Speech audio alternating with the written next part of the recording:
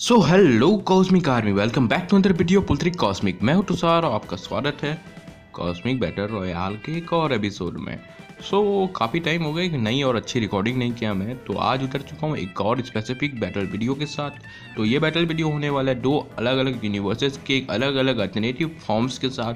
तो जहाँ तक हम जानते हैं यार, या फिर कहा जाता है कि थॉर का अभी तक का most powerful form rune king Thor का है, लेकिन मुझको भरोसा नहीं होता क्योंकि ये एक यूनिवर्सल लेवल फॉर्म है।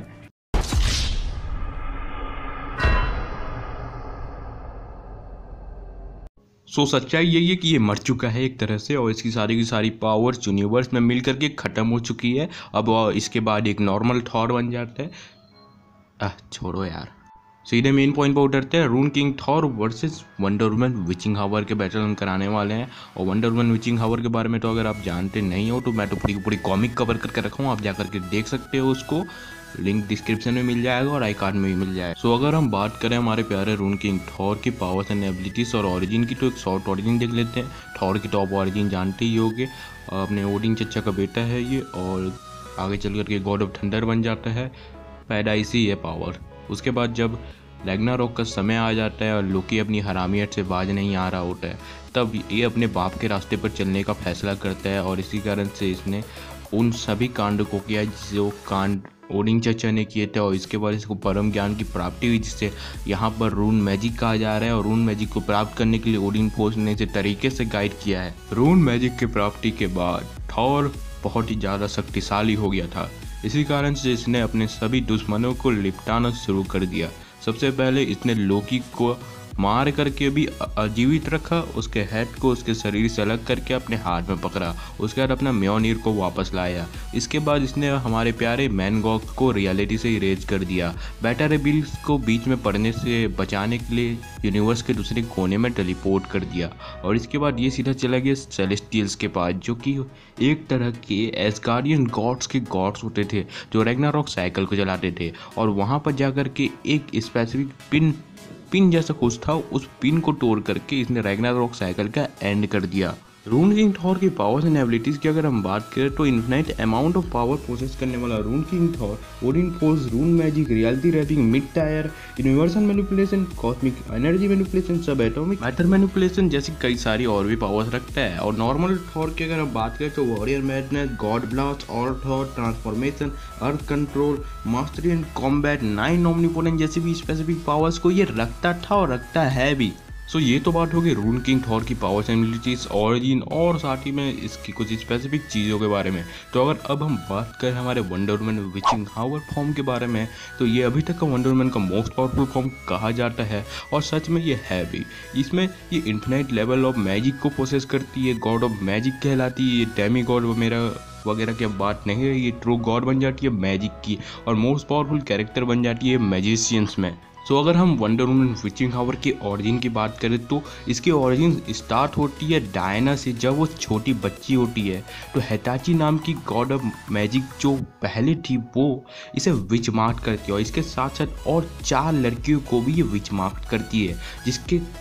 जिससे होता कुछ ऐसा है कि हिताची की जो अपनी पावर्स हैं वो 5 हिस्सों में 5 अलग अलग लड़कियों में बट जाती है। और जब आगे चल करके कुछ सालों बाद वो उन विच मार्क को एक्टिव करती है, तो उन सभी के अंदर वो पावर जो छुपी हुई थी वो सभी बाहर आने लगती है। और स्टोरी में आगे चलते चलते वो सारी की सारी पावर्स चैनल हो जाती है वंडर वुमन के अंदर। और वो अकेली ऐसी कैरेक्टर थी अभी तक डीसी यूनिवर्स में जिसने मैजिकल पावर्स, इतनी ज़्यादा मैजिकल पावर्स को एक साथ अपने अंदर लिया। इसकी जो एंडिंग है वो बहुत ही ज़्यादा कमाल की है। तो मैं तो यही कहूँगा आपसे कि आप जाकर के उसे देख लें, बहुत ही ज़्यादा मज़ा आएगा आपको, क्योंकि मुझे बिल्कुल नहीं लगा था ऐसा कुछ होगा, लेकिन ऐसा हुआ बोल के मज़ा भी बहुत आया।